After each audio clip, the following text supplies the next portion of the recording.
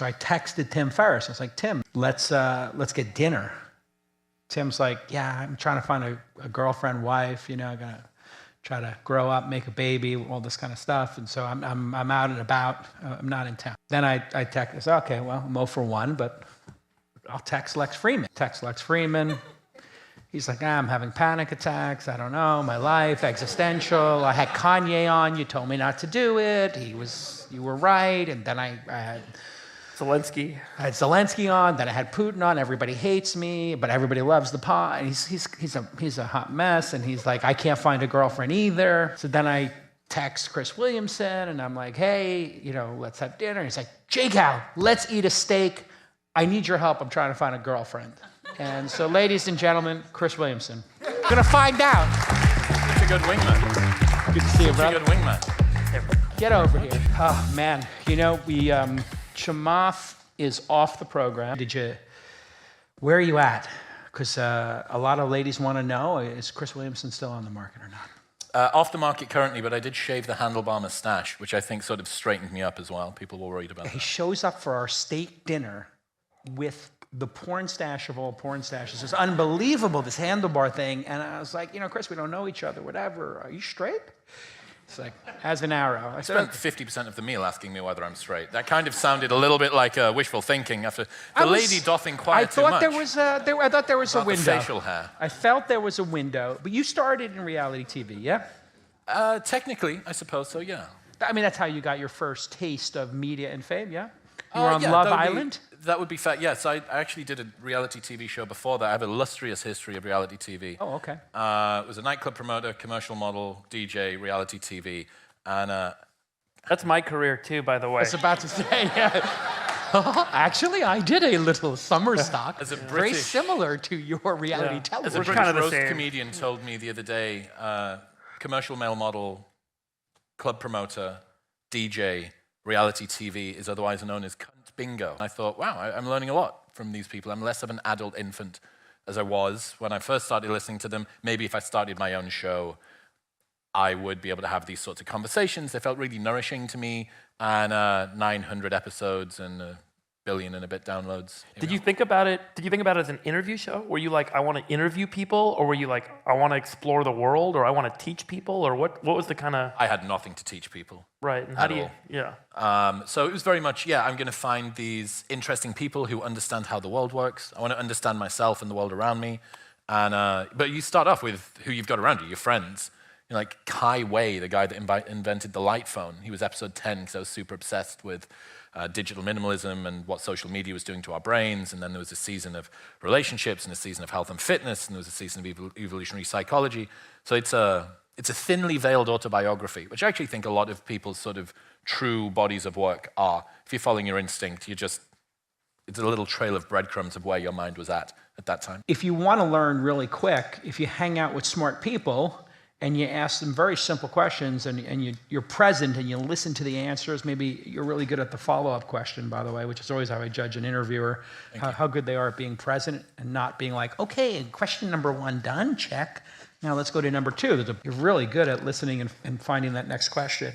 But it is such an amazing hack to learn, right? And to build a network and to even build a group of friends. Yeah. Look, I always felt reticent that I did business at university. I did 2 business degrees, including a master's, and I can't remember anything from either of them. I spent a lot of time partying, again, club promoter, cunt bingo. And I always thought, I wish I'd gone and done psychology. I wish I'd sort of followed something more approximating a passion, or philosophy, or sociology, or something. And then I realized a couple of years ago, I was like, well, you have done that. You've got to design your own degree, only speaking to the best in their field about the very specific niche part of their topic that you want to learn on your terms with no coursework or homework beyond what you want to do, and you get to call it a job. Look, I think the best thing is a project so personal to you that you would do it if nobody listened. Right. And for me, if everybody switched off tomorrow, I did this when no one listened. Your conversations with people that you were truly interested in learning from. Right. It's an autobiography for me. It's a repository of my own. I think that's really interesting because kind of like our podcast was us literally talking with each other about the things that were going on in the world and how we were maneuvering in COVID. So I have this belief that at least in the world of podcasting, we're sort of splitting into two directions at the moment. One of them is perhaps a little bit more elevated. It's the Modern Wisdoms, it's the Stephen Bartletts of the world. And then the other side is the more sort of low-tech. It would be All In, it would be Matt and Shane's secret podcast. And then, you've got sort of a Rogan or a Flagrant that sort of sits somewhere in the middle, which is good quality, not insane. It's just facilitating the hang. Yeah. And I think that barbelling both of those is a good way to go. You can lean into the real sort of high-end production stuff. And when the guest turns up and they're like, wow, we're in a 25,000 square foot warehouse in the middle of LA, and there's a team of 15 people here, and there's huge lights, and there's guys holding dollies. Like, they lock in. They're really there to, this is an occasion. This isn't me just turning up for a chat. But that wouldn't work for every type of show. In fact, what you want to do is facilitate a little bit more ease. Mm. So that's why I still like doing stuff over Zoom, or I guess like Riverside or whatever you use. Because I want to have that casual sort of conversation. Not everyone wants to turn up and it feel like it's the World Cup final of podcasting. I made the commitment not to do ads on YouTube because if it was a virtual episode, it felt like it was such a low lift that kind of didn't justify making people sit through baked-in ads, at least on YouTube, but we got away with it. You mean where you have the option to turn them off? No, these are hard-coded into the file itself. Coded in. So you're just, that's what's referred to as baked in. And then, look, we've got ourselves to the stage now where we have some pretty interesting setups. I think I'm one of the only podcasters that does this, where we sell an entire ecosystem. If you come on board as one of what we call our flagship partners, you get a set of impressions across the entire year, let's say 40 million, 60 million impressions. Then you get a number of Instagram story sequences on my Instagram. You'll get newsletter drops on my newsletter, which has got 300,000 subs and a 50% open rate. Lots of click-through on that. And then maybe I'll come speak at your AGM or I'll do something else. And we build out this big package. That will elevate the level of the partner too, because they're being thoughtful. So you're going to remove the nickeling, diming people who should just be buying cost per click ads on a, Meta. And now you've got people who are actually thinking about their brand and what they want their brand associated with. I mean, Function Health, who I think are on here somewhere, we did a 2-year deal with them. You deepen the relationship as well. So Element, James from Element, if there's something he wants to talk about to do with brand, I have a good insight when it comes to brand, especially from a creator side, or ad reads. And I'll happily just do a couple of hours of work. Oh, this is what we've seen that's been working recently. It's interesting when we were talking about the old media model. I'm new to all this stuff, so I'm not like big in this podcasting space, but I just observe. So maybe what I say is super reductive and obvious, but it's like you got these pharmaceutical ads on Fox News, and it's in between the segments, and none of the anchors give a shit about the pharmaceutical ad, nor do they talk about or promote it, and they have no connection to it. There's no authenticity to it. But here, there's an opportunity to be selective and to have it be part of the content, part of the experience, and it actually probably does better as a result with the audience than you would get with that, have you talked to your doctor about your diarrhea, or whatever? In the same way, you know what it is? In the same way as following your instincts on the show when it comes to what you talk about, if you can get yourself to the luxurious position where you get to choose your partners as well. Every single product that I partner with, I use. So let's talk about, so you got leverage in the...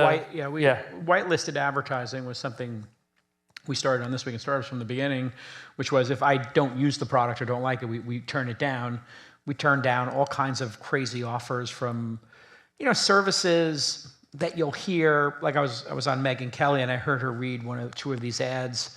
And I was like, God, I would never read that ad because I know that if you type in that, you've got the content, you've got the distribution, you've got the advertising, the partners. You have to have all three of the stool or else let me ask both of you guys two questions. Who have you turned down? Like advertising-wise? Look, category. Just tell me the category. So anything which is to do with investing, we've said no to. Buy gold. Jonathan, my ads guy, stood there and he hates it because these guys are prepared to spend big money. Yeah. You don't want your customers losing money, being upset at you. They associate. I don't have the chops to be able to assess whether or not this bank or this new investment opportunity. Can you turn your Roth IRA into a 501k backed by? I don't know. And there's other monetization that's available now, merchandising, creating premium content that people can do, and so it's just those are better avenues than using these rep firms. And the rep firms, it's a terrible business because if you do your job and you actually do make money and the creator does break out, then they will leave you, like Megyn Kelly will leave hers, or Totally. Tucker. I don't know what the one that does all the Tucker Carlson and all those folks, but I'm just shocked. Like Tucker and Megyn were getting paid 10, 20, $30 million a year. They can afford to have one or two ad people doing this for them and not giving 40% to somebody. And it just corrupts the whole relationship. Okay, let me ask you guys both another question. So you've now got a great content creation engine, which is you. You have a great content creation at This Week in Startups, which is you. And then you got this advertiser set up, so you got ad dollars coming in. How do you get leverage so that it's non-linear? Any great business has a non-linear scaling function. And in your business, you guys are limited, and this is something we've talked with Jimmy at Mr. Beast about. Like, if it's just you making the content, you can only make X number of units of content per month, per year. So that limits the scalability of the revenue for your organization in terms of how big this can get. Do you ever think about creating leverage in the system where you do almost like what a Spielberg does with an Amblin Entertainment, or any great director, producer does, where they scale up, they become the producer. Create a network. They create a network, they create a studio model, and then you have several content shows that are under your brand. And have you ever thought about that? Is that kind of the model where this is eventually going to go, where some of the great breakouts are going to end up realizing they can kind of scale up and build the next studio model? If you want to do that, then fine. But I have no desire to start managing a ton of other content creators. Managing myself is hard What if you still enough. did your show, but you have others that you kind of bet on, basically? Perhaps, I guess, it just doesn't speak to me all that much. And I think a question is, what do you need this additional money for? Like, what is it that you just need to continue to build like more and more profit? Right. Because I quite like where I'm at. I Right. quite like the level of revenue that I make, the workload that I have, the fact that I get to spend a morning reading, Right. and I don't feel like I should have been on more Zoom calls. So my ability to put my foot on the gas or take it off is exclusively on me, as opposed to having other obligations. So it's very much a lifestyle business, Yes. and I understand that that's going to cap the upside. Yep. Now, there's some things I can start CPG, I can start to do some clever stuff with ads where that will begin to ramp and ramp and ramp. But yeah, You've got unlimited upside with how you spend your time now that you don't have to do work 24/7. Absolutely. Yeah. And there may be a day when I decide to press that button again, but it's not right now. But just to before Jason jumps in, you've got YouTube AdSense, partners, Spotify partner program, which is brand new, and that's actually cranking quite a lot. And then the one area that I think way more podcasters need to look at, which is monetizing clips. So you do mid-roll ads on a long podcast episode, 20 minutes, 30 minutes, 50 minutes, 120 minutes into an episode. But you can also be 7 minutes into an 8-minute long clip. Totally. And you can crank clips out all the time. Yeah. So you can be putting out one a day. Right. And so there's other points of leverage. Exactly. So you can look at, okay, how can we be a little bit more innovative? We can put Instagram stories up, we can use newsletters, these sort of 360 deals, and fill out all of the ecosystem where you can without obliterating the viewing experience and making the audience hate you. I think that's well said. And there's going to be international as well with AI. I don't know if you've experimented. We have a company, Podcast AI. Dubbing stuff. And then that'll be built into YouTube. So all of a sudden you'll be in Spanish, Japanese, and French, and the whole cycle will start all over again. But I did actually try that with This Week in Startups. I got the domain name thisweekin.com, and we did This Week in Poker with Annie Duke, and This Week in Blank, This Week in Blank, This Week in Comedy. We tried a bunch of those. The problem was... But you did different shows? I did some different shows in the beginning. I did it for about a year, and what I realized was you could, average hosts, broadcast hosts, but you couldn't get someone like Chris or Annie Duke for the long term. We had a guy, Dave Pensato, who's a music producer, and I wanted to do This Week in Music. He wanted to do the Dave Pensato show. He had his own view, and the really great creators, what they realize is, I want control of my art. I want control of my brand. I want to own my IP. I want to pick my team. I don't want to be part of a machine. And so what we're seeing is people like Megyn Kelly and Tucker Carlson now are free.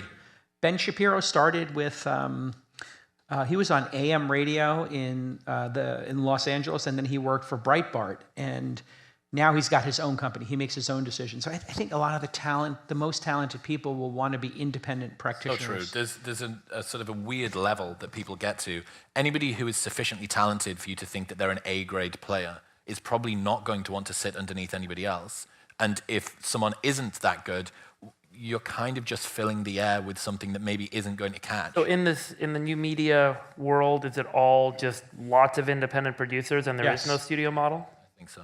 Absolutely, I think so, because a lot of people want that lifestyle. Well, what happens when you get rid of distribution? Like, it's not like we have to ask somebody for permission anymore. Yep. It's not like the record labels where you had to have distribution. You had to go to Columbia Records if you were a Bob Dylan to be in a record store. You can just do it. Yeah. Well, I think the question is the economic moat being, can you reinvest capital in creating high quality content? Because if that capital is invested well, it creates an audience. So Certainly. you give certain people money, people will show up. More money comes out.